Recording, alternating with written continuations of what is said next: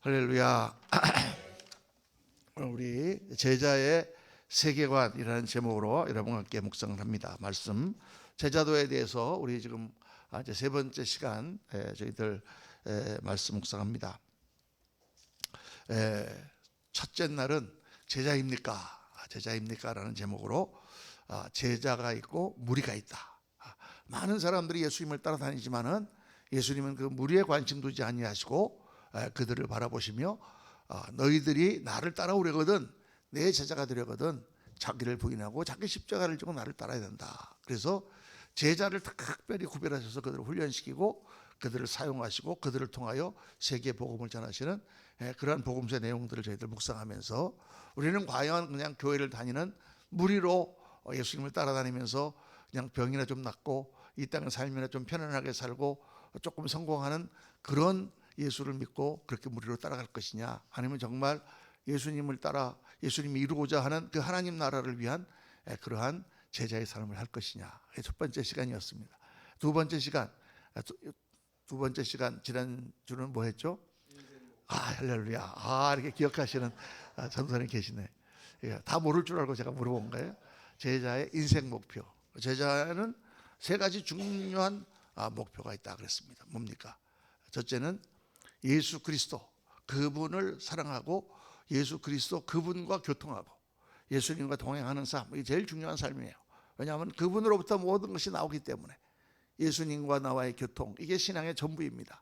교회와 나, 또는 성경과 나, 또는 그냥 말씀과 나, 무슨 법도와 나, 어떤 나의 신념과 나가 아니라 예수님과 나, 내가 예수님을 사랑하고 예수님과 더불어 살아가는 삶이 제자의 삶이죠. 두 번째는 제자도, 예수님이 가르치신 가르침, 어떠한 인격으로 변화될 것이냐, 어떠한 삶을 우리가 살아갈 것이냐, 어떤 것에 가치를 둘 것이냐, 그것이 두 번째 우리들의 인생 목표입니다.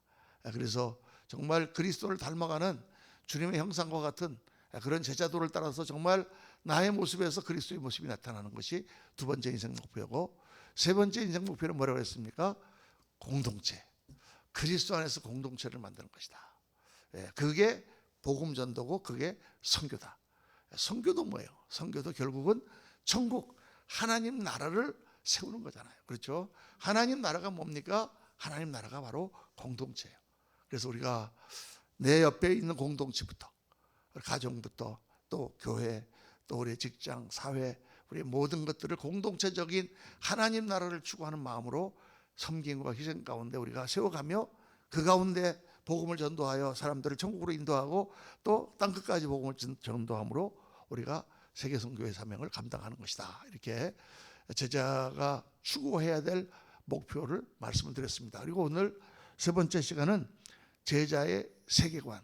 우리가 세계를 어떻게 볼 것이냐, 어떻게 역사를 볼 것이냐, 우리가 어떤 인생관을 가지고 살 것이냐, 도대체 이 세상은 뭐냐, 세상 사람들은 도대체 뭐를 추구하고 사느냐, 하나님은 어떠한 계획을 지금 가지고 계시느냐, 이게 오늘 우리가 배우는 내용입니다. 상당히 어떤 분들에게는 충격적인 내용일 수도 있고, 우리가 지금 어렸을 때부터 지금까지 가져왔던 우리의 생각이 굉장히 비성경적인 생각을 가지고 있었구나라는 것을 우리가 깨달을 수가 있습니다.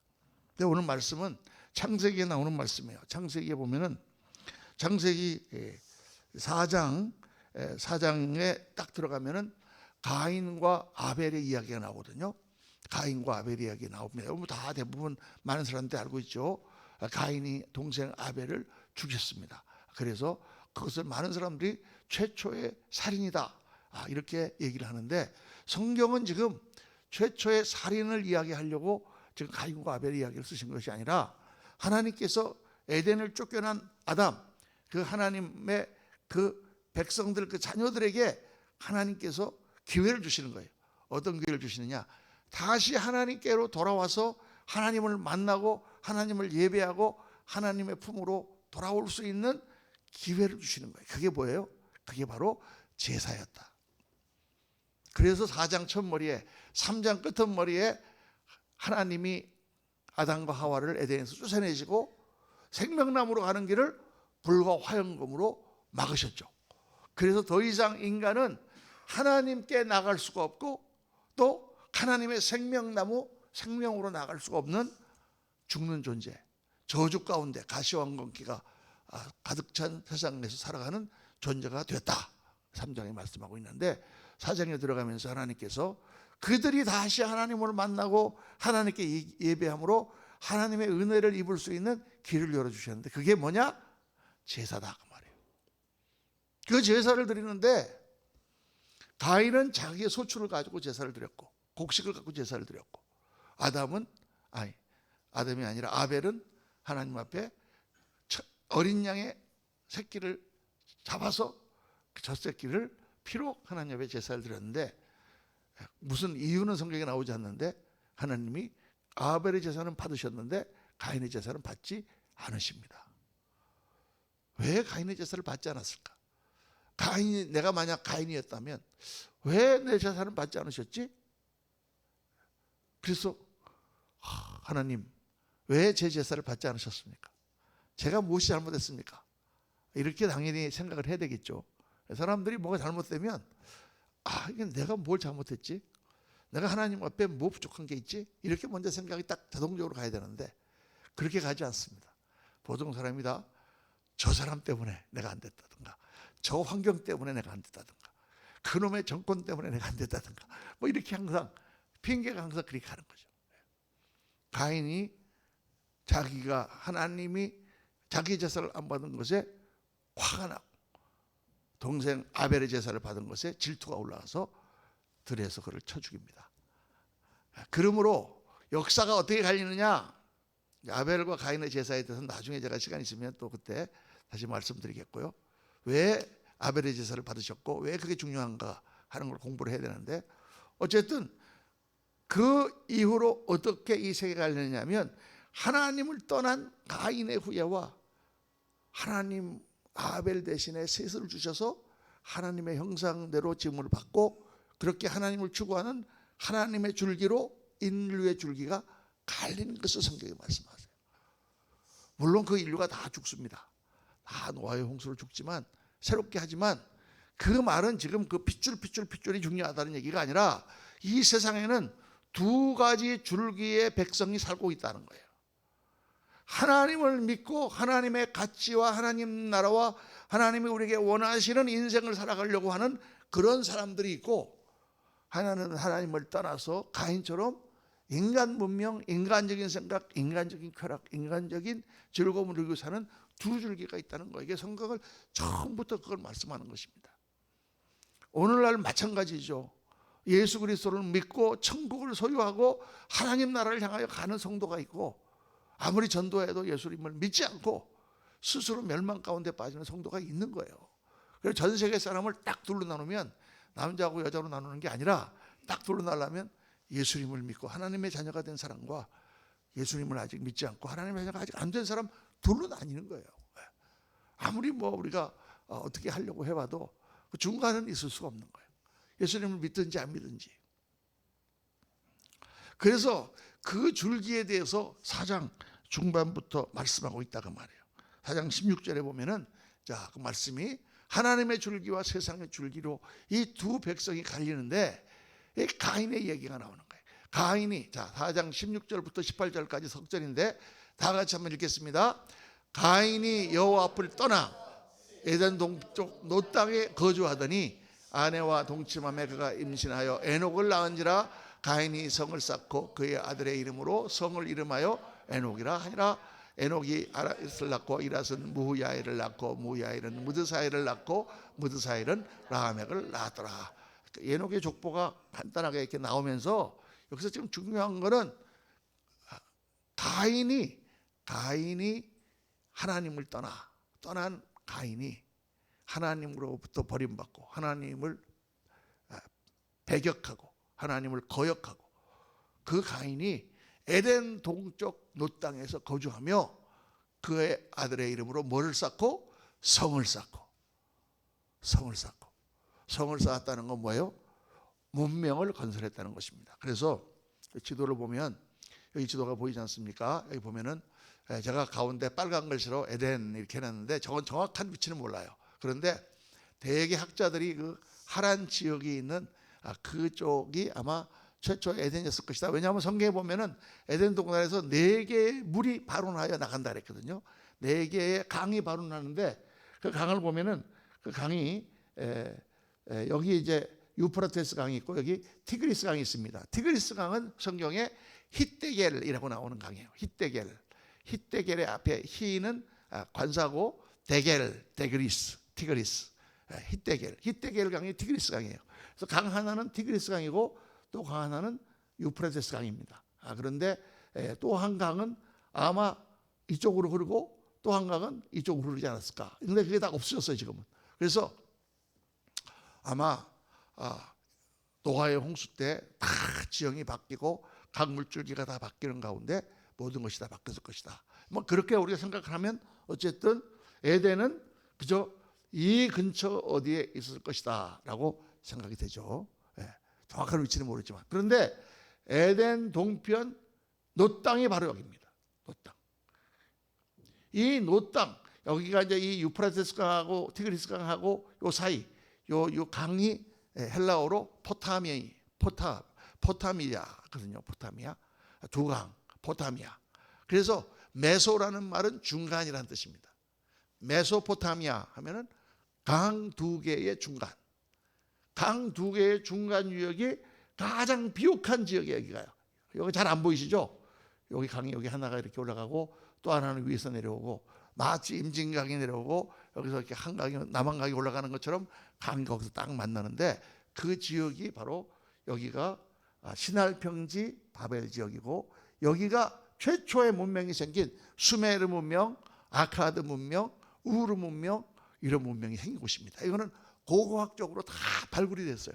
그런데 여러분 놀라운 것은 어떤 고문서, 그 당시에 이제 그 BC 3000년 전, 2500년 전 그럴 때 그런 문서들은 이 이집트에 가면은 있는 그 돌판에다가 새긴 상형 문자로 이렇게 뭐 해도 그리고 뭐 이렇게 독수리도 그리고 막 그런 문자를 해독을 하지 않습니까? 그런 문자나 아니면은 저기 그 무슨 이 메소포타미아 지역은 강이 있고 그 땅이 비옥하기 때문에 진흙이 많이 나는 거예요. 진흙이.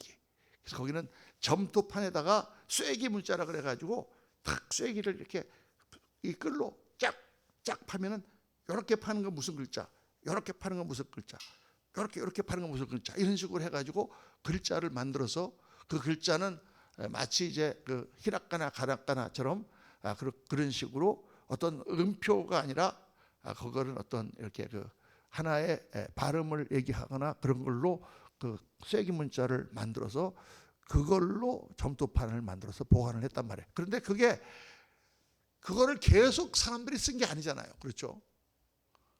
그거 다 점토판이라 그런 거 어디서 난 겁니까? 나중에 다 발견한 거야. 발굴을 한 거야.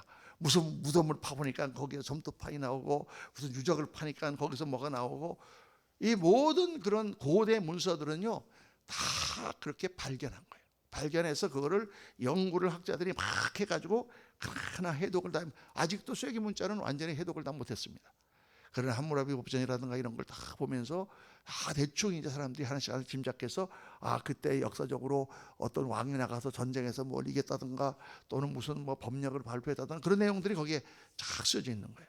그런 점토판 이런 걸 하는데 놀랍게도 이 히브리 민족들이 가지고 있는 이 성경이라고 하는 이 책은 양피지 두루마리에 그거를 다 기록을 해가지고 그 고문서를 발굴을 한 게 아니라 계속 사람이 갖고 있었단 말이에요. 계속 그걸 읽고 외우고 그걸 묵상하고 하면서 전해 내려오고 성경의 유대인들을 무슨 민족이라 그랬어요? 뭐를 맡은 민족? 말씀을 맡은 민족이라고 그랬잖아요. 하나님의 말씀을 맡았어요. 그래서 이 인류 최초의 문명이 어디 생긴다면 바로 이 메소포타미아 지역에 생기고 거기서부터 이 이집트 문명이 생겼거든요. 여기는 돌로 피라밋을 쌓고 그랬는데 여기는 다 진흙을 구워가지고 그 진흙을 갖다가 큰 피라밋을 쌓으려니까 진흙 벽돌이 약하면 와르르 무너져 버리죠. 벽돌이 뭐 아무리 세도 그게 집이 몇 층, 여러분 저 아파트를 벽돌로 지어보세요. 밑에 다 무너져 버리죠. 그래서 이 사람들이 그 벽돌을 안 무너지게 하려고 그 벽돌에다가 무슨 다른 거를 구리 같은 거 이런 걸 섞어가지고 그래갖고 그걸 구워서 단단한 정말 그런 돌처럼 단단한 벽돌을 만들어 가지고, 여기 돌이 안 나니까 그 돌을 아스팔트 콜타르, 이 지역이 지금 뭐예요? 석유가 많이 나는 지역이잖아. 예? 콜타르를 다 묻혀갖고 그거를 해서 바벨탑을 뭐 거의 지금 같으면 40층 50층 높이로 바벨탑을 쌓았습니다. 참 놀랍죠. 그런 문명들이 이제 서 있는, 이런 어마어마한 문명들이 서 있는 이런 데서 상형 문자라든가 쇠계 문자라든가 이런 걸 가지고 점토판이나 돌판이나 이런 데 새겨 가지고 이걸 겨우 전달할 때, 이 히브리 사람, 노예 백성, 유목민족, 떠돌아다니는 민족, 이 민족이 A, B, C, D, 아, 에, 이, 에, 우 하는 이 표음 문자를 가지고 양피지에 그거를 하나님의 말씀을 기록해서 쫙 그거를 계속 갖고 다녔단 말이에요. 신기한 일 아니에요, 여러분? 너무 신기한 일이죠. 하나님의 계시가 아니고서는 그렇게 할 수가 없는 거예요, 여러분. 그런데 그 모든 고대 문서 중에 이 고대사, 선사시대, 그러니까 역사가 기록되어 있는 이전의 시대와 이 모든 것에 대해서 정확하게 그 지명과 그때 일어난 사건을 기록한 책은 성경밖에 없습니다. 고대 쇠기 문자라든가 이런 돌판이라든가 이런 것들은 너무 단편적인 얘기, 함무라비 법전에 나오는 그런 뭐 8가지인가 하는 그런 계명, 이런 것 정도밖에 없어요. 이런 방대한 양으로 그 당시에 무슨 나라가 있었고 무슨 민족이 있었고 어느 민족은 어디로 갔고 어느 민족은 어디로 갔고 이런 내용이 다 기록되어 있는 것은, 지금까지 지구상에서 발견된 것은 성경밖에 없습니다. 성경은요 어마어마한 책이에요. 무시무시한 책이에요. 어디에서 고고학을 발굴해서 땅을 파고 해도 그런 게 없어요. 옛날에 무슨 사람들이 조금 자유주의가 막 일어나고 할 때 19세기 20세기 19세기 말 20세기 초에 뭐 고고학을 발견했더니 말이야 뭐 성격이 틀렸다 어쨌다 하고 말들을 많이 했는데, 그 다음에 1930년 40년대로 오면서 정말 고고학이 발달해 갖고 정말 모든 것을 발견하기 시작하니까 놀랍게도 성경에 나와 있는 모든 말씀들이 정확하게 들어맞는 것을 발견한 거예요. 그 중에 하나가 제가 몇 번 얘기했지만은 해족속이라고 있잖아요. 해족속. 여러분 해족속 중에 생각나는 사람 없습니까? 다윗이 우리아가 해족속이에요. 해족속 사람들은 어디 사람이냐면 여기 터키 밑에 살던 터키 남부에 있던 제국이에요. 히타이트 제국이라고 있었어요. 히타이트 제국. 그런데 1930년 40년 그때까지는 히타이트 제국에 대한 유물이 발견이 안 됐어요. 근데 성경에 보니까 이 히타이트 제국 사람들이 뭐를 썼냐? 철기를 썼다는 거예요. 철기 문화를 가졌다는 거예요. 그래갖고 이 히타이트 사람들이 여기서 지중해를 다니면서 이 구브로, 키프로스, 여기가 구레네, 여기를 다니면서 이 사람들이 해적질을 하고 바다를 제패하고 철기 문화를 쓰는 사람들이 이렇게 내려와서 따뜻한데 여기에 정착한 사람들이 누구냐면 블레셋이에요. 블레셋이라는 사람들이에요. 그래서 이 블레셋 사람들이 뭘 가지고 있었다? 철기를 가지고 있었단 말이에요. 그러니까 모세가 백성들을 이끌고 나올 때가 BC 1450년경인데 BC 15세기에 철기를 가지고 있었단 말이에요. 근데 여러분 쇠를 갖다가 녹이려면, 철광석을 만들어서 쇠를 녹이려면 구리 같은 거를 뭐 한 1200도 막 이렇게 하면 다 된대요. 근데 쇠를 녹이려면 2000도, 2200도의 열이 있어야만 그 쇠를, 철광석을 녹여서 그걸로 주물을 만들 수가 있는 거예요. 근데 지금도 그 제철 기술을 가진 나라는 몇 개 없단 말이에요, 전 세계에. 우리나라가 제철소를 가진 거는 정말 할렐루야, 정말 위대한 일이죠. 그는 전 세계 아시아에는 몇 개 없어요, 제철소를 가진 나라가. 그런데 그것도 지금 그 코크스라고 하는 유연탄에서 나온 그 광물질을 사용해서 강한 열을 내야 철광석을 만들 수가 있기 때문에 그 기술이라든가 그런 게 굉장히 어려운 건데, 무슨 지금 BC 15세기 그때에 철이 있었냐. 제가 어렸을 때 역사를 배울 때는 청동기 시대가 BC 한 3세기까지가 청동기 시대고, 철기 문화는 BC 2세기에서 3세기, 4세기경에 그때 시작됐다고 이렇게 배웠어요. 그리고 우리 동양에서는 철기 문화가 처음 생긴 게 한나라 때다. 한나라. 은주진한 초기어조 이렇게 나갈 때 그 한나라 때 그 한나라 전환후환할 때 그 사이가 삼국시대잖아요. 그때 철기 문화가 있었지 그전에는 철기 없었다. BC 3세기 정도, 2세기 3세기. 그러니까 이게 연대차가 얼마 나는 거예요. 거의 1200년 가량의 차이가 나는 거예요. 그러니까 다 세상의 고고학자들이 성경은 틀렸다. 무슨 BC 지금 15세기 그때에 모세가 나올 그때에 말이야. 블레셋 사람들이 뭐 철병거를 가지고 있고 막 그들이 철기 문화를 가지고 있고 그런 엉터리가 어딨냐 이렇게 해석을 다 했단 말이에요. 그런데 그 후로 1930년대 40년대 영국의 옥스퍼드나 시카고 대학이나 미국의 그런 데들이 가서 다 발굴을 하고 여기를 발굴했더니 히타이트 문명이라고 하는 거대한 문명이 도아시아 남부에 있었는데 그들이 철기 문화를 갖고 있었다는 게 발견됐단 말이에요. 할렐루야. 그래서 역사를 다 바꿨어야 돼요. 역사를요. 역사책을 다 바꿨어야 돼. 앞으로 계속 바꿨어야 돼. 지금 우리가 알고 있는 역사 중에 고대 역사에는 굉장히 잘못된 또 우리가 지금 뭐 우리나라 뭐 개천절이 옵니다만은 삼국 뭐 이런 거 보면은 개천절 당군 뭐 그런 거가 어디 나와요? 삼국유사라는 책 고려시대에 쓴 책 한 권밖에 안 없는 거예요. 여러 군데에서 그런 얘기를 다 하면 우리가 좀 많이 알겠는데 근데 고대사라는 게 되게 그렇거든요. 어떤 사람이 쓴 거 하나에 의존해서 다 이렇게 한단 말이에요. 자, 여러분 놀랍습니다. 그런데 시간이 벌써 많이 갔네. 이 에덴 동편 노 땅에 가인이 최초의 문명을 건설했다. 그게 아마 지금 우리가 알고 있는 세계 최초의 문명은 수메르 문명이라고 하는 그 문명이라고 생각됩니다. 수메르 다음에 아카드가 생겼고 아카드 다음에 이 남쪽으로 우르라고 하는 그런 갈대아 우르 하는 그 우르 문명이 생겼고 그 다음에 여러 문명들이 서로 싸우고 죽이면서 이 문명들이 왔다 갔다 했다 이렇게 지금 이야기를 하고 있잖아요. 그런데 성경에 보니까 이 문명을 건설했는데 이 인간 문명은 뭐예요? 하나님을 따른 문명. 인간들끼리 잘 먹고 잘 사는 문명. 그렇죠. 그런데 그 문명에 갑자기 19절에 이 라멕의 이야기가 나온단 말이에요. 자, 19절부터 22절까지 한번 읽으면 시작. 라멕이 두 아내를 맞이하였더니 하나 이름은 아다요 하나 이름은 실라였더라. 아다는 야발을 낳았으니 그는 장막에 거주하며 가축을 치는 자의 조상이 되었고 그의 아우의 이름은 유발이니 그는 수금과 퉁소를 잡는 모든 자의 조상이 되었으며 실라는 두발가인을 낳았으니 그는 구리와 쇠로 여러 가지 기구를 만드는 자요 두발가인의 누이는 나아마였더라. 아니 쭉 딴 사람들 얘기는 그냥 누가 누구를 낳고 누가 누구를 낳고 누가 누구를 낳고 하다가 갑자기 라멕이라고 하는 사람에 딱 가갖고는 라멕이 아내를 둘 얻었는데 하나는 아다고 하나는 실라였는데 아다는 야발을 낳았다. 야발은 장막에 거주하며 가축을 치는 자의 조상이 됐다. 또 그 다음에 그 동생이 있었는 동생 이름은 유발이다. 유발이는 수금과 퉁소를 잡는 자의 조상이 되었다.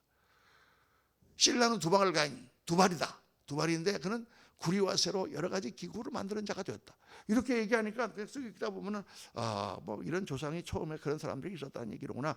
그런 뜻입니까? 아니면은 그러면 전부 지금 소치고 지금 농사 짓는 데는 다 지금 야바리의 후손입니까? 그런 뜻입니까? 노래 부르고 지금 하는 뭐 지금 노래 부르는 우리 김현미 간사님은 뭐 지금 유바리의 지금 자손입니까? 그렇다는 얘기예요? 그 얘기가 아니죠. 지금 그 얘기 가운데 지금 이 인간이 만든 문명, 가인의 후예들이 만든 문명의 특징을 이야기하고 있는 거예요. 그들이 거기서 뭐 하고 살았냐 그 말이에요. 성을 짓고 인간 문명을 건설하고 큰 성을 짓고 싸움을 싸우면서 막 농사를 지금 살았는데 그들이 뭐 하고 살았냐? 이 세 가지를 얘기하고 있는 거예요. 야발이, 유발이, 두발이. 두발이는 별명이 하나 더 붙어갖고 가인이라는 별명이 하나 더 붙었어요. 악하기 때문에. 여러분 우리나라가 돌림자잖아요. 제가 형준이고 우리 동생이 태준이고 그 밑에 이준이고 우리 애들이 다 우리 홍섭이가 있고 정섭이가 있고 인섭이가 있고 지섭이가 있고 요섭이가 있고 다 이렇게 손자들도 똑같이 돌림자를 하는데, 야, 이 돌림자가 언제부터 있었냐? 이게 지금으로부터 약 7,000년, 6,000년 전에 벌써 이게 있었어. 야, 우리나라 이 돌림자가 이게 대단한 겁니다, 여러분. 정말 보니까 야바리, 유바리, 두바리. 그리고 야바리는 이 인간 문명의 특징이 뭐냐? 첫 번째 특징은요, 야발이에요. 육축을 치고, 장막에 거하며 육축을 치고 하는 거예요. 인간 문명이 하는 일이 뭐냐? 뭐예요? 먹고 사는 일이에요. 농사를 짓고 육축을 치고 하면서 먹고 사는 거예요. 여러분, 이 세상에서 하는 일이 뭡니까? 세상 사람들이 다 뭐 하고 지금 살고 있습니까? 먹고 살려고 하는 거예요. 다 먹고 사는 일이 제일 중요해. 먹고 사는 일보다 더 중요한 게 있습니까? 우리 어떤 집사님이 지난주일에 안 나오셨어. 그럼 내가, 집사님 지난주일에 어디 일이 있으셨어요? 그러면, 네. 제가 사업이 바빠서 못 나왔습니다. 그러면 뭐라 그래요? 글쎄요. 네. 잘하셨어요. 그런데 거기에는 지금 어떤 의미가 포함되어 있냐면, 사업을 하는 일은, 먹고 사는 일은 뭐보다 중요하다? 하나님께 예배드리는 것보다도 중요하다라고 하는 개념이 거긴 들어있어요. 먹고 사는 거는 우리 인간 세상에서 제일 신성하게 여기는 일이에요. 그래서 그거는 어떤 거에서도 다 그거보다 더 중요한 일은 없어. 정말 그렇습니까, 여러분? 먹고 사는 일이 더 중요합니까? 하나님께 예배드리는 일이 더 중요합니까? 이게 제자는 달라져야 되는 거죠. 이번 우리 집사님이 새로 사업을 오픈하셨는데, 그게 또 먹는 장사가 돼가지고, 보나마나 또 주일날은 오픈하시겠구나 하고 제가 물어봤더니, 주일날은 그냥 닫기로 했어요. 할렐루야, 얼마나 감사한지. 매상이 많이 떨어져서 어떡하지? 그거 하나님 채워주시겠지. 매상이 안 떨어져서 그러면 안 되면, 그래도 내가 하나님께 예배드리는 게 더 중요하잖아. 우리 제자들은 개념이 벌써 다른 거예요. 뭐가 더 프라이오리티가 있습니까? 아무리 먹고 사는 일이 급해도, 물론 이제 회사를 다니다가 출장을 갈 일이 있다거나 무슨 일이 있어서 예배를 못 드리고 이렇게 있는 거 괜찮아요. 그걸 율법적으로 시키라는 게 아니야. 절대로 제 말씀은. 그렇게 하는 게 틀렸다든가 그런 얘기가 절대 아니라, 우리가 살아가는 삶에서 우리는요, 먹고 사는 걸 위해 사는 사람들이 아니다, 그 말이에요. 예수 믿는 사람들. 왜냐? 먹고 사는 거는 이 세상에 있는 모든 생물이 다 해요. 개도, 소도, 강아지도, 벌레도 다 뭐하고 사는 거야? 먹고 살다가 다 죽는 거야. 그럼 우리 인간도 먹고 살다가 죽습니까? 물론 먹고 살다가 죽지. 그렇게 사는 거는 동물이 사는 거하고 똑같은 거예요. 근데 우리 인간은, 인생은 먹고 사는 거 외에 그거보다 더 중요한 일이 있어. 그걸 위해 사는 거예요. 그래서 인간은 다르잖아요, 여러분. 꼭 예수 안 믿더라도 세상 사람들도 먹고 사는 것보다, 공산주의자들은 먹고 사는 것보다 공산혁명이 더 중요하다고 생각해요. 그렇지 않습니까? 우리가 다 역사를 보니까 알지만. 화가가 그림을 그린 사람은 그 그림 그리는 게 먹고 사는 것보다 더 중요하다고 생각해요, 여러분. 그래서 저기 마지막 낙엽 그런 소설도 있고 그렇잖아요. 그리다가 죽고 뭔가의 가치를 위하여 사는 게 인생인데, 세상 문명의 특징은 뭐냐? 먹고 사는 걸 제일 중요하게 여긴다. 먹고 사는 일이 끝나면 두 번째 유발이는 뭐예요? 수금과 퉁소를 잡는 자의 조상이 됐어. 두 번째 인간 문명의 특징은 뭐냐? 먹고 사는 게 해결되면 놀고 즐기는 거야. 그러니까 돈을 많이 벌어서 어디 여행 가서 놀고 먹고, 그게 그냥 사람들의 꿈이에요. 그래 지금 사람들이 다 그렇게 너무 먹고 사는 게 힘들어. 먹고 사는 건 그래도 됐어 이제. 우리 때는 먹고 못 살아갖고 굶어 죽고 그랬는데, 지금 사람들은 굶어 죽진 않아. 가만히 있으면 그래서 정부에서 밥이라도 갖다 주고, 동네 사무실에서 갖고 와가지고 라면이라도 갖다 줘서 먹어. 그런데 지금 뭐가 불만입니까? 왜 돈을 많이 벌어서 우리 좀 놀고 잘 먹고 쓰고 즐기고 싶은데 못 즐긴다는 거죠. 근데 가만 보니까 저기 부잣집에 금수저로 태어난 애는 먹고 사는 걱정이 없어. 그냥 아버지가 다 물려줘가지고 그냥 쟤는 그냥 돈 벌 필요도 없고 그냥 쓰기만 하네. 그게 너무 부러운 거야. 여러분, 돈을 벌 필요도 없어갖고 쓰기만 하는 사람들은 정말 불행한 사람들입니다. 인생이 뭐예요, 여러분? 옛날에 그런 사람 많았어요. 우리 할아버지 때. 그래도 좀 뭐 땅도 있고 막 그럴 때 집안 대대로 논마지기나 날려주면 뭐 그냥 가서 기생노름이나 하고 그냥 도박판에 가서 술이나 마시고 그러다가 그냥 암 걸려서 빨리 죽고 막 그러고 사는 거야. 그냥 노세 젊은 노세 늙어지면 못 노나니 그러고 그냥 한량으로 그냥 살다가 그게 무슨 인생이에요? 쓰레기 같은 인생이지. 내 친구 하나가요. 우리 이제 다 이제 대학교 졸업하고 다 회사 들어가서 이제 말단으로 막 빡빡거리고 이제 일하고 이제 이 친구는 대한항공에 들어갔어. 그래고 그냥 미국 갈 때 짐을 엄청나게 많은 짐을 다 사바사바 얘기해가지고 다 무료로 실어줬어요. 그래야 고생만 직사했지 그거 갖고 가더라고. 근데 그 친구가요. 그렇게 미국 갔는데 미국 가고 한 2, 3년 얘기 들으니까 아버지가 저기 온양에서 외과 의사였거든요. 근데 시골의 병원이니까 조그만 병원이고 뭐 하나 하니까 뭐 그냥 겨우겨우 병원도 유지되고 이제 그러는 거야. 뭐 그렇게 부자도 아니야 가보면요. 그런데 그냥 병원을 갖다가 좀 개조를 해가지고 다시 좀 새롭게 지어야 되겠다. 그렇게 하고 조금 있는 아주 다 낡아빠진 병원을 헐어버리고 땅을 팠는데 온천이 나온 거야. 온양 온천. 그래가지고 사람들 투자를 받아서 거기다가 호텔을 지었어요. 호텔을 지으니까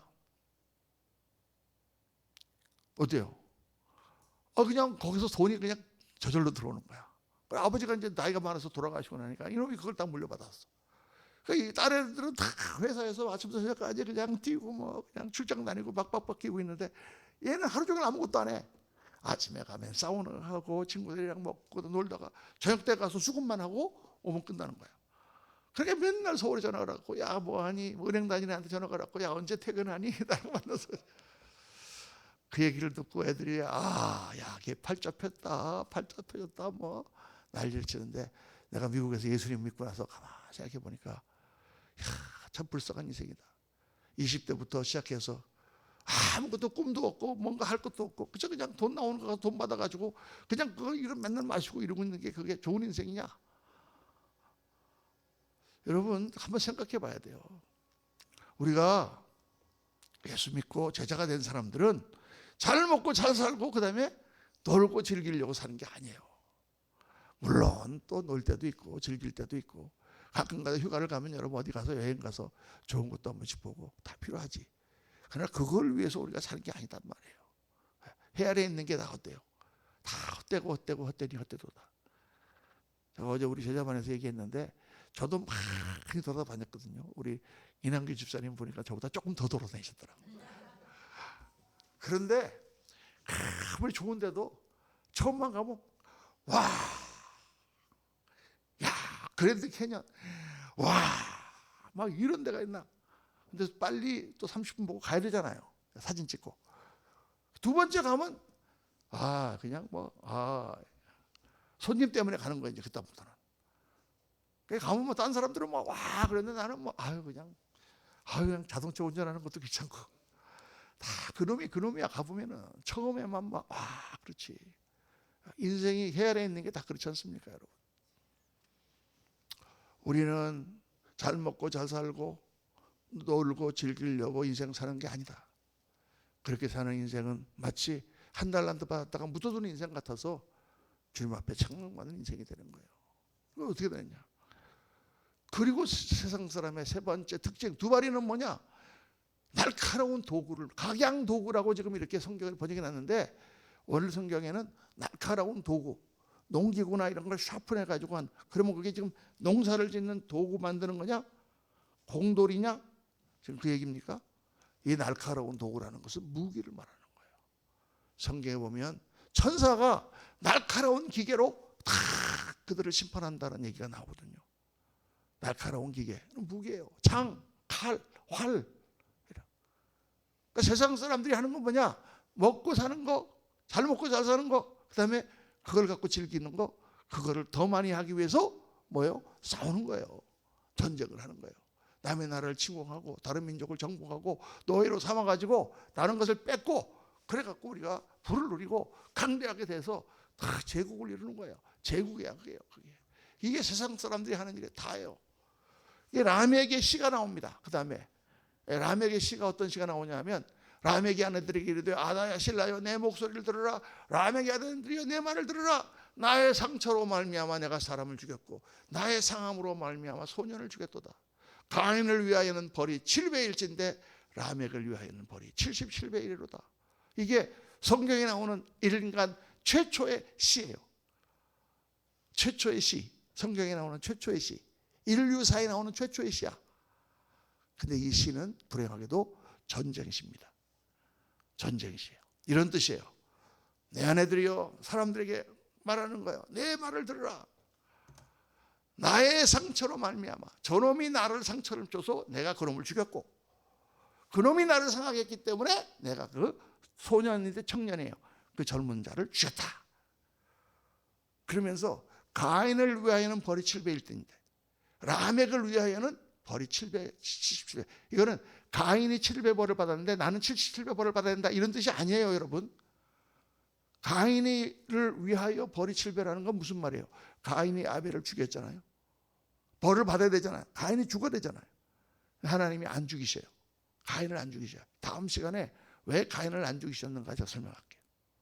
그리고 가인이 유리하는 자가 돼. 하나님을 떠나서 세상에서 광야에서 헤매는 자가 되는 거야. 그러니까 가인이 뭐라 그럽니까? 하나님, 저를 만나는 자가 저를 죽이겠나이다. 그들이 나에게 복수하여 나를 죽일 것입니다. 그러니까 그렇지 않다 하시고 뭐라고 그랬어요? 가인을 죽이는 자는 벌을 7배나 받으리라. 이 말이에요 지금. 가인이 자기 동생을 죽였지만 그걸 하나님께서 그거에 대해서 막아주시면서 가인에게 복수를 하는 자는 7배 벌을 받는다, 그렇게 말씀하셨지 않았냐? 나의 경우는 나에게 복수를 하는 놈은 벌을 몇 배 받아야 돼? 77배 받아야 된다 그 말이에요. 왜? 나는 지가 나한테 쳐들어와서 내가 그를 상하게 했고, 지가 나를 상하게 했기 때문에 내가 그를 죽였기 때문에, 나는 정당방위이기 때문에, 나는 방어적으로 했기 때문에 나한테 그거를 묻는 자는 벌을 77배 받아야 된다, 이 뜻이에요 여러분. 뭐예요? 세상의 모든 전쟁과 모든 싸움은 다 어떻게 주장합니까? 다 자기를 정당화하고 자기를 합리화하는 거예요. 최초의 전쟁시는 바로 자기 정당성을 얘기하는 거예요. 가인을 죽인 자는 7배 벌을 받지만 나를 죽인 자는 70배 받는다. 내가 왜 가서 그놈들을 죽이고 내가 왜 그들을 정복했느냐? 라멕은 정복자거든요. 왜 그 젊은 자들을 내가 다 학살했냐? 그들이 먼저 우리를 공격했기 때문이다. 그렇게 다 논리가 가는 거예요, 여러분. 이 세상의 모든 전쟁을 하면서 우리가 나쁜 놈들인데 저 사람들을 잡아서 우리가 뺏으려고 공격합니다, 이런 사람은 아무도 없습니다. 부부싸움 할 때도 어때요? 내가 정말 잘못했는데 그래도 한번 싸워보자, 뭐 이런 사람 있습니까? 절대 그런 사람 없어요. 다 자기가 잘났고 자기가 옳고, 당신이 그 말을 했기 때문에 내가 이 말을 한 거지, 당신이 그딴 식으로 나오니까 내가 그렇게 한 거지. 예? 네가 그렇게 안 나왔으면 나도 그렇게 안 했어. 항상 이 라멕의 얘기를 하고 있는 거예요. 나를 위해서 벌이 뭐 그렇다면 너는 70을 받는다, 이렇게 가는 거예요.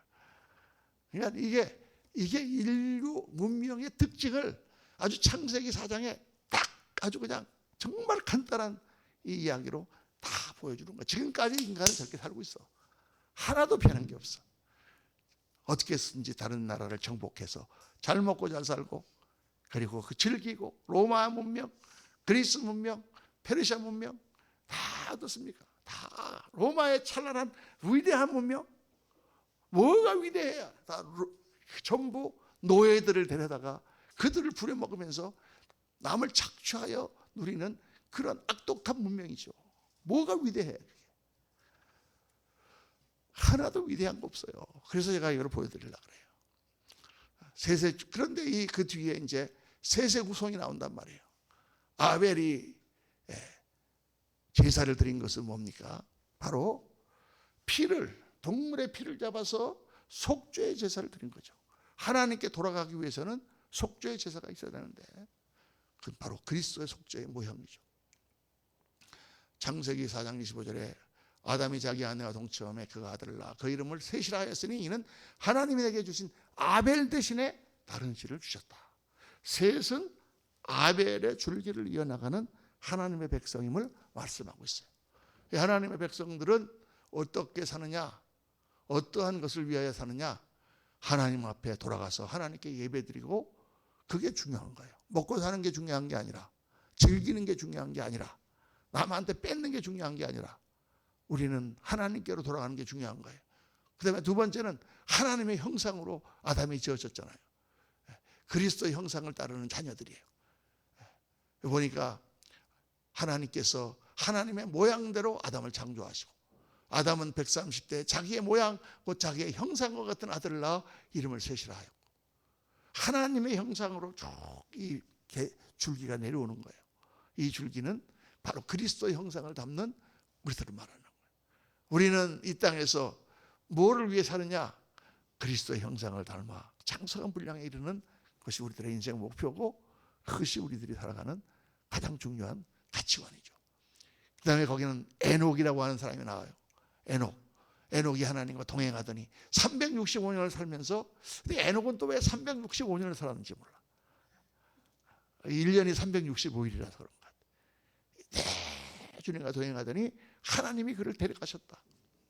성경에는 데려가셨다 되어 있는데 그 뒤에 나오는 문헌들을 보면은 에녹은 죽음을 맛보지 않고 하나님께 들림을 받았다, 이렇게 표현되어 있습니다. 하나님과 동행하는 삶, 다 주님을 따르고 주님의 형상을 닮아가며 주님과 동행하는 그런 모습, 그리고 의인 노아가 그 줄기에 나온단 말이에요. 노아는 의인이요 당대 완전한 자라 그는 하나님과 동행하였다. 이 노아는 뭡니까? 사명을 감당한 사람이에요. 노아에게는 특별한 사명이 주어졌어요. 마지막 때에 하나님이 이 세상을 홍수로 심판하실 때에 방주를 지어 그 방주 안에 다 하나님이 너라고 하는 모든 생물들을 집어넣고 살리는 바로 그 방주를 짓는 그 사명은 노아에게 주어졌다. 그러니까 예수 믿는 하나님의 줄기의 사람들은 라멕의 자손, 이 가인의 자손과 완전 성격이 달라. 그쪽 세상에서는 지금도 이 바깥에서는 지금 이 동네에서는 지금 먹고 마시고 돈도 많이 벌고 어떻게 하면 그래갖고 잘 먹고 잘 마시고 그렇게 살다가 죽을까 하고 그러고 싸우고 살고 있지만은, 우리들은 하나님 앞에 나와서 하나님 앞에 온전한 예배를 드리고 그리스도의 형상을 닮은 그러한 사람들로 변화되고, 그리고 하나님과 동행하며 주님의 말씀을 따라서 맡은 바 사명을 감당하는 그런 삶을 사는 줄기가 하나님의 백성의 줄기다, 그 말이에요, 여러분. 그러니까 이 역사는 이 두 줄기로 쭉 내려오는 거예요. 그런데 역사를 보면 제자의 가치관에서 우리가 뭘 깨달으냐? 이 세상 나라를 우리가 제국이라고 하고 하나님 나라를 천국이라고 하거든요.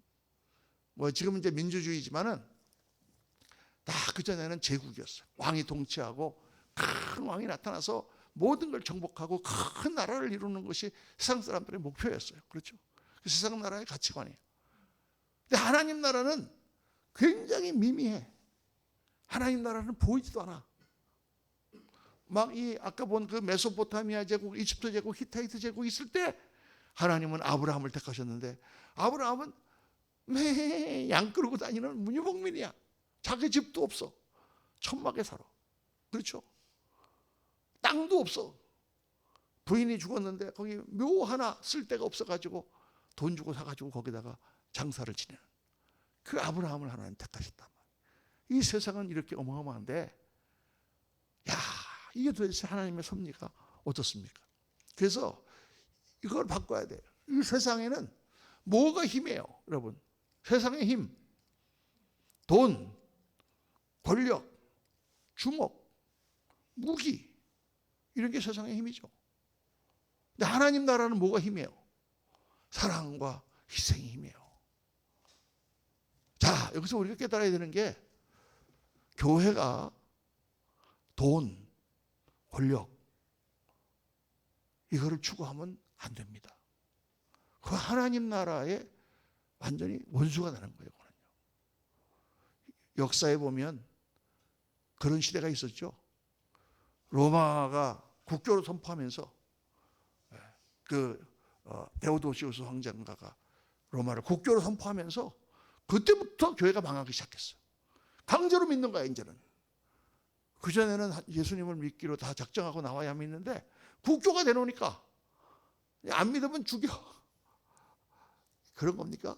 그랬으면 좋겠어. 교회 안 나오면 전부 벌써 뒤에 가서. 안 그러면 교회 안 나오면 쪼글뛰기 여기서 다. 지각하면 전부 다 뒤에서 다 서가지고. 야, 그런 살벌한 교회. 그런 교회도 많아요, 여러분. 그런데 교회는 그런 게 아니에요. 교회는 늦게 나와도 다 온 것만도 너무 감사하고 그렇죠. 다 자발적으로 나가서 섬기는 거지. 어디 교회 안 나오면 뭐 벌금 물고 뭐. 오늘도 누가 안 나오셨는데 이름 다 적어가지고.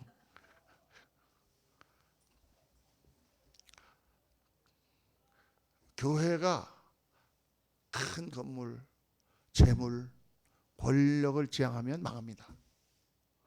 교회사에 수없이 보여주신 거예요, 하나님께서. 성경에서 보여주시고.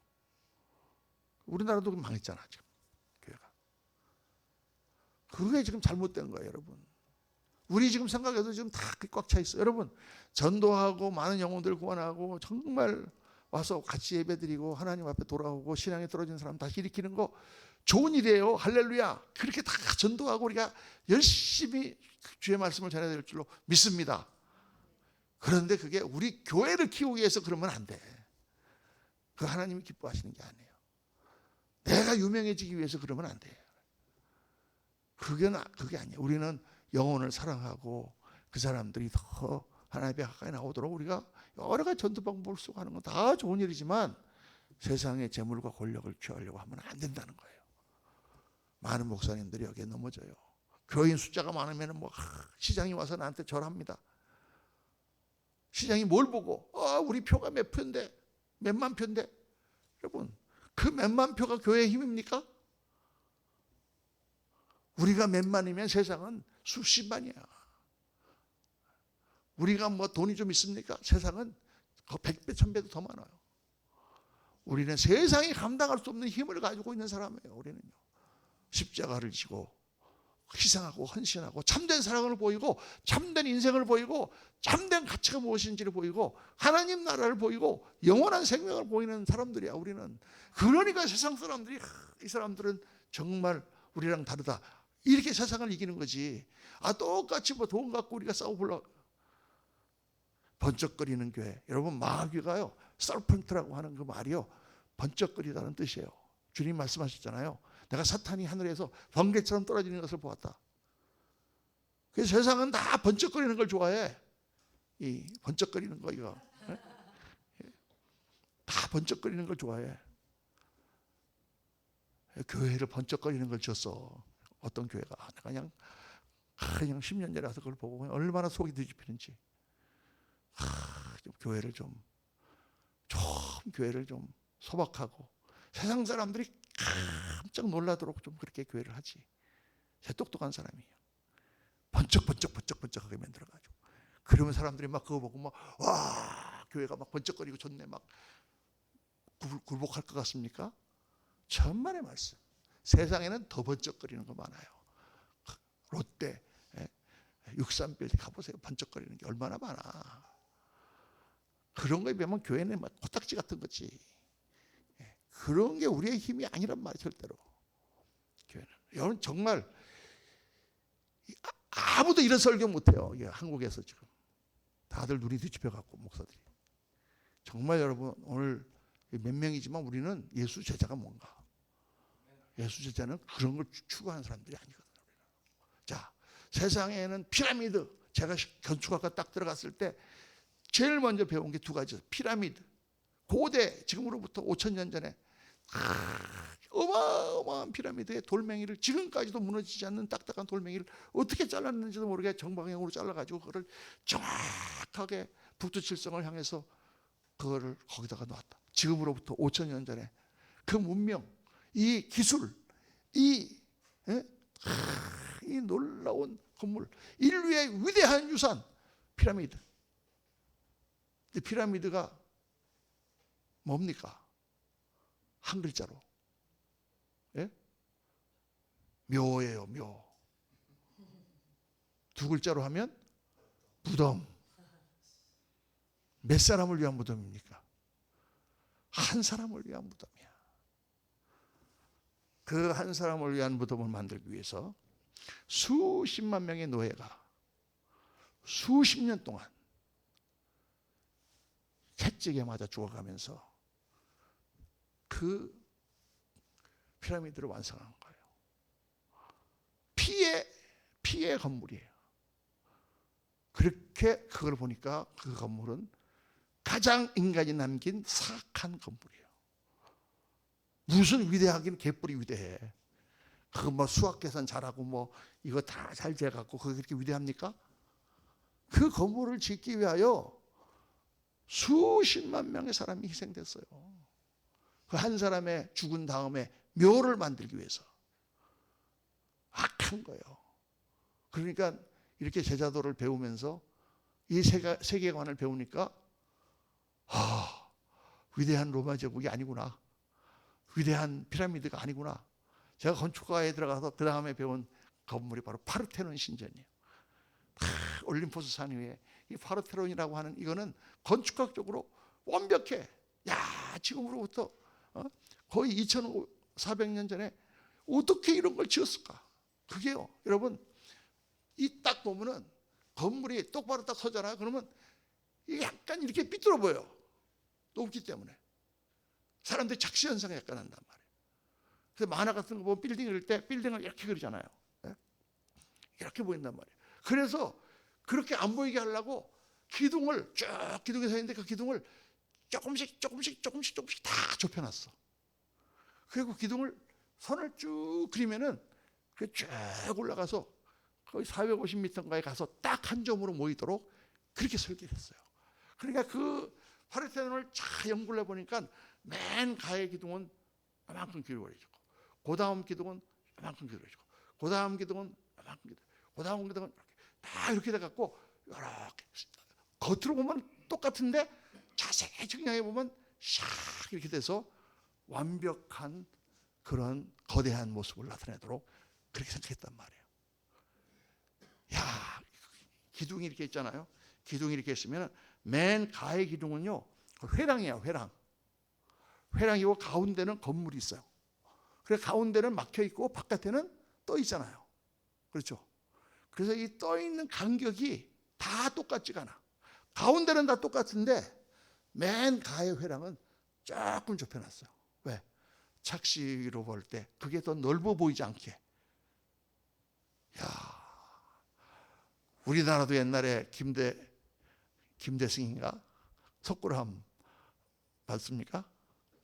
그거 뭐 대단한 건축물이다 뭐 하지만은 파르테논 신전은 첫 꼭대기부터 밑에까지 인류 건축사의 완벽한 건물이다. 이렇게 칭송하는. 그래서 건축과에 들어가면 어느 대학이든지 제일 먼저 배우는 게 파르테논 신전부터 배워요. 교과서에 딱 나와 있어 그게. 그런데 그 파르테논 신전이 뭐 하는 집이에요? 우상에게 절하는 그런 신전이야. 우리나라도 옛날에 지은 좋은 집은 다 뭐예요? 절이야 가보면 다. 인류 문명이라는 게 그런 거예요, 여러분. 그런데 성경에 하나님의 백성들은 너의 백성을 하나님이 끄집어내가지고 그들이 좀 지었던 성전은 다 허물어지고 예수님은 베들레헴 마구간에서 탄생하시잖아요. 완전히 세상과는 다른 뒤집어진 가치관을 하나님은 보여주시는 거예요. 그러면 목사님 먹고는 피라미드 같은 게 나쁩니까? 아니, 나쁜 게 아니라 그런 것을 우리가 무엇인가를 정확하게 알으라는 거예요. 무엇인가를 정확하게 알아야 돼. 그냥 우리가 뭐 자랑하기 위해서 큰 건물을 교회가 짓습니까? 그거는 아무 소용없는 거예요. 유럽에 가보면은 그 아름다운 노트르담 사원이나 이런 게 지금 뭐예요? 다 텅텅 비어가지고 관광객들이나 들락거리고. 그런 건물이 아니란 말이죠. 생각이 바뀌어야 되는 거예요. 알렉산더나 징기스칸 같은 사람을 위대한 정복자라고 그러지만 알렉산더 얘기를 제가 하지만 알렉산더는요 16살 때 아버지 필립을 따라서 전쟁터에 나갔어요. 16살 때 고등학교 2학년 때부터 전쟁터에 나갔어. 그래갖고 어떻게 했습니까? 평생 동안 죽이고 싸우고 찌르고 하는 전쟁만 하다가 37살에 죽었어요. 20년 동안 전쟁하고. 위대한 대왕, 정복하고 정복하고 정복하고. 그 물었잖아요. 그 디오게네스인가 알렉산더한테 당신은 지금 뭐 하러 그렇게 열심히 전쟁하고 다니느냐? 아, 세계를 정복하기를 원한다. 그럼 세계를 정복한 다음에는 뭐 할 거냐? 아, 큰 나라를 세우겠다. 큰 나라를 세운 다음에 뭐 할 거냐? 뭐 할 거야, 그 다음에는? 죽는 거지. 그 37살이 죽었어요. 그래서 그런 유명한 얘기가 있잖아요. 다 아마 그 지어낸 얘기겠지만 알렉산더가 자기가 죽을 때 관에다 구멍을 뚫어갖고 자기 손을 2개를 나오게 하라. 왜? 빈손으로 왔다가 빈손으로 가는 인생을 보여주려고 그랬다. 뭐 이런 예화들이 많이 나오지 않습니까? 알렉산더는요 정말 인생을 개떡같이 산 사람이에요. 16살 때 전쟁 나가가지고 전쟁 정복 수많은 사람을 죽이고 얼마나 이 헬라 군인들이요 잔혹한지 용감한지. 스파르타 그 위에 마케도니아 더 야만인들. 그리고 20년 동안 전쟁하다가 병 걸려 죽었는데 미국 가면은 알렉스라는 이름을 얼마나 많이 짓는지 몰라요. 알렉산더라는 백화점도 있고. 알렉산더가 뭐가 위대합니까? 그게 세상에서 볼 때는 큰 힘을 가지고 많은 걸 정복해서 위대하게 보일지 몰라도 하나님 나라로 보면 아무것도 아니야. 단테의 신곡에 보면 그 신곡의 지옥편에 보면은 그 지옥의 맨 밑바닥에 바위에 쇠사슬로 묶여서 가슴을 열어젖히고 독수리가 와서 매일같이 심장을 뜯어먹는 형벌을 당하는 사람이 2사람이 나오는데 한 사람은 줄리어스 시저고 또 한 사람은 알렉산더입니다. 단테는 그런 걸 썼어요. 지옥편에 천국과 지옥을 다 쓰면서 하나님의 영감을 받았겠지. 근데 하나님 나라는 아브라함과 같은 정말 보잘것없는 이 세상에서는 사람들이 아무도 알아주지 않는 하나님의 택함받은 사람들이다. 그게 그래서 그들은 바벨론 제국, 그 다음에는 페르시아 제국, 그 다음에는 헬라 제국, 로마 제국 이렇게 하지만 여기는 예루살렘부터 시작해서 온 유대와 사마리아와 땅끝까지 복음의 증인이 되는 하나님 나라가 세워지는 거다. 이게 세상과 지금 우리가 예수를 믿고 하나님 나라를 추구한 사람들이 완전히 다른 변이에요. 이거를 모든 목사님들이나 모든 성도님들이 다 깨달아야 돼. 세상에서 뭐 잘하고 그랬다고 해서 너무 부러워할 필요도 없고 잘나고 할 필요도 없어. 그렇다고 뭐 공부도 하지 말고 그냥 예수님만 믿고 교회 나와라. 그런 얘기 절대 아니죠. 얼마든지 열심히 하고 얼마든지 우리가 세상에서도 뛰어난 사람이 되고 머리가 되고 꼬리가 되지 않아야 되지만은 그 모든 것이 뭐예요? 하나님의 영광과 그 나라를 향한 뚜렷한 목적의식 갖고 하지 않으면 아무 소용없는 거예요, 여러분. 잠시 살다가 우리는 다 가는 거예요. 나이가 벌써 제가 70 됐지만 제가 28살 때 우리 큰딸을 목에 안고 미국으로 유학 간다고 비행기를 타고 집사람이랑 같이 LA 공항에 내렸던 일이 머리에 선명합니다. 그 LA 공항에 내려갖고 그 짐을 갖고 어떻게 할지 모르는데 미국 택시가 딱 서더니 창문이 확 열리더니 어디 가세요? 한국말로. 여기가 미국이야 한국이야 꼭 이태원에 있는 것 같네. 아리랑 택시 같네. 그게 제가 미국에서 만난 첫 번째 한국 사람이었어요. 그게 지금도 머릿속에 선해요, 여러분. 잠깐이에요, 잠깐 우리 살다가 주님 앞에 가는 겁니다. 우리 인생이 어떤 건가? 오늘 이 가치관, 우리가 제자의 세계관을 가져야 된다. 역사관을 가져야 된다. 제자의 가치관을 가져야 된다. 그렇기 때문에 우리는 나는 누구인가? 나는 오늘 무엇을 추구하는가? 내가 어떻게 세상을 변화돼야 되는가? 제자의 자아관을 확실하게 가져야 됩니다. 자, 우리가 이제 제자 공부를 계속하면서 하나씩 그런 내용들을 우리가 공부해 나갈 때, 정말 이 세상 헛된 세상 사람들이 취하는 것 같이 그렇게 살지 아니하고 정말 하나님의 영광을 위하여 사는 그런 참된 제자가 되게 도와주옵소서. 저와 여러분의 기도가 되시기를 예수님 이름으로 축원합니다.